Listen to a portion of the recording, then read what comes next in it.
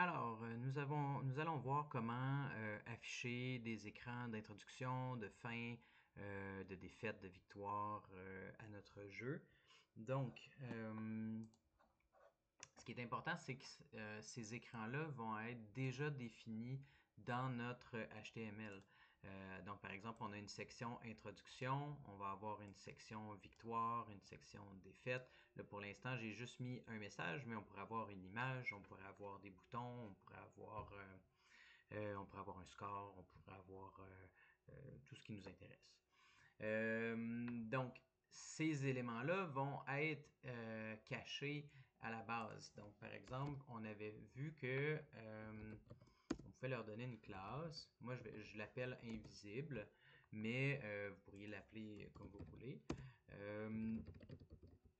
Cette classe-là, qu'est-ce que c'est? Ben, c'est avec le CSS qu'on va pouvoir styliser et cacher ou empêcher l'affichage de cette section. Si j'ouvre mon CSS, je vais à la fin complètement, parce que c'est important que cette classe-là soit complètement à la fin. Pourquoi? Ben, parce qu'on ne voudrait pas que une autre règle qui arrive plus haut ou en fait qui soit placée après vienne écraser notre règle. On voudrait que ce soit la dernière de notre CSS. Alors, qu'est-ce que c'est cette règle-là? C'est pas très compliqué. La classe, donc on se rappelle que les classes ont un point au début, c'est un display none. Quand on met display none en CSS, ça cache l'affichage. Et pour être sûr que ça soit vraiment, que ça écrase toutes les autres, on va lui mettre le point d'exclamation important pour venir avoir un niveau de priorité de 1000 au lieu d'avoir soit un ID, soit une classe, etc. Donc cette classe-là va être beaucoup plus importante qu'un autre display qui serait avant. Alors, si on a à styliser nos sections, mais on veut le mettre plus haut que cette règle-là. Donc, on a ces panneaux-là, on leur a mis la classe invisible. Donc, si je démarre ma page, on voit que, à part la page principale, j'ai rien d'autre. Qu'est-ce que j'ai fait d'autre ici? C'est que je lui ai mis un bouton. Donc, ce bouton-là, dans mon jeu, donc dans mon script JavaScript, si je vais complètement en haut dans mes sélections HTML, on va y arriver. Il commence à avoir beaucoup de choses dans ce jeu. Donc, on commence par faire nos sélections HTML. Donc, j'ai ma section de mon bouton démarrer, ma section introduction. Et là, je pourrais avoir mes sections défaites et mes sections victoire. Donc, je vais les mettre dans l'ordre d'affichage. Donc, j'aurai section victoire avec un ID de victoire. Je vais juste m'assurer que c'est bien ce que j'ai écrit. Donc, je lui ai mis un ID victoire, un ID défaite, vu que j'en ai juste un ici. Puis, je vais mettre la même chose pour ma section défaite. Défaite. Donc, maintenant, j'ai sélectionné ces éléments-là sur ma page, mais je peux modifier la classe par JavaScript. Donc, comment je vais faire ça? Bien, quand je clique sur mon bouton, donc je vais aller dans ma fonction d'initialisation. Dans ce cas-ci, j'ai besoin d'un clic au démarrage de mon jeu. On se rappelle, c'est pour pouvoir déclencher la musique.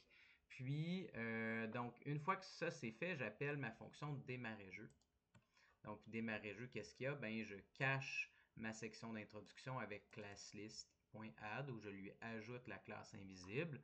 Puis, dans le cas de ma section de jeu, où est-ce qu'il y a ma valise Canva, ben, j'enlève la classe invisible, ce qui la fait apparaître.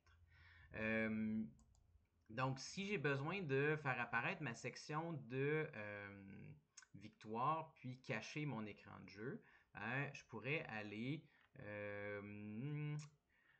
on avait vu, donc si vous avez écouté la vidéo précédente où je parle des animations, des feuilles d'animation, des feuilles de sprite, j'ai déplacé ma section où je meurs, donc je la déplace à la fin de mon animation de mort parce que j'aimerais que mon animation joue au complet.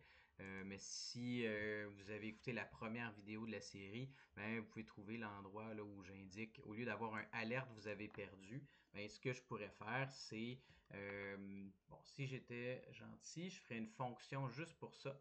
Je vais les mettre, j'ai une section afficher intro. Où est-ce que j'ai mis ça? Je l'ai appelé démarrer jeu, mais je vais faire une fonction afficher défaite. Donc, c'est une bonne chose d'avoir des fonctions qui regroupent du code qui pourrait être réutilisé. Puis ça vient aussi, l'important, c'est d'avoir un nom de fonction qui est assez clair.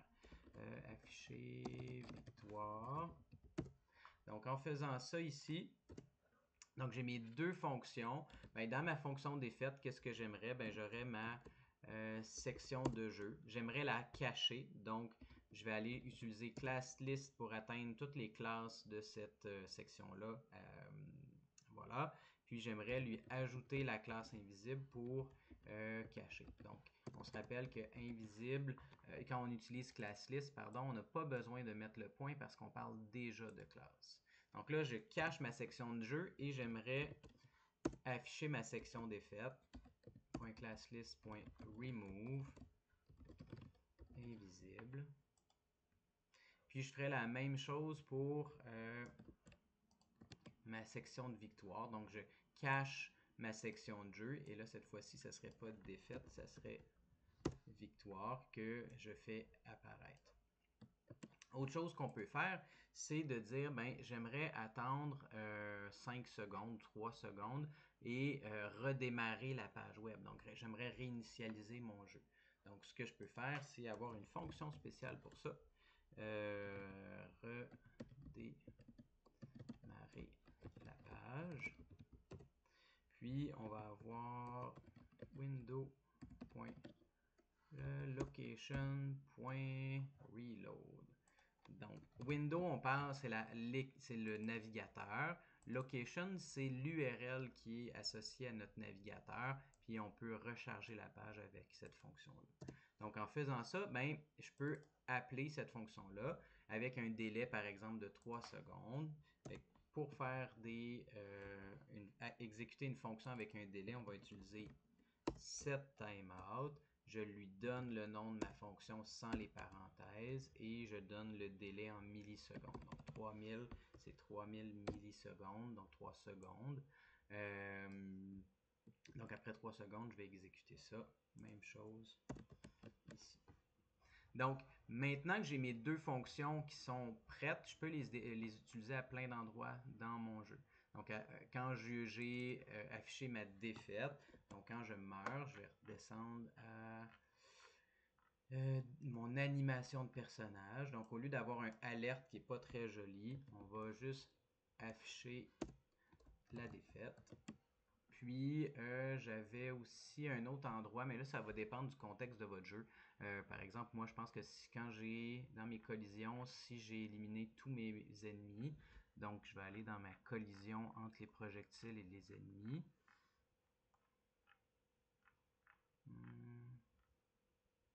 Voilà, dans ma section détecter collision projectile ennemi. Si vous ne voyez pas ça, allez écouter la première vidéo. Ben, maintenant, je peux afficher ma victoire. Fait que ma victoire va s'afficher pendant 3 secondes et la page va recharger. On va tester ça.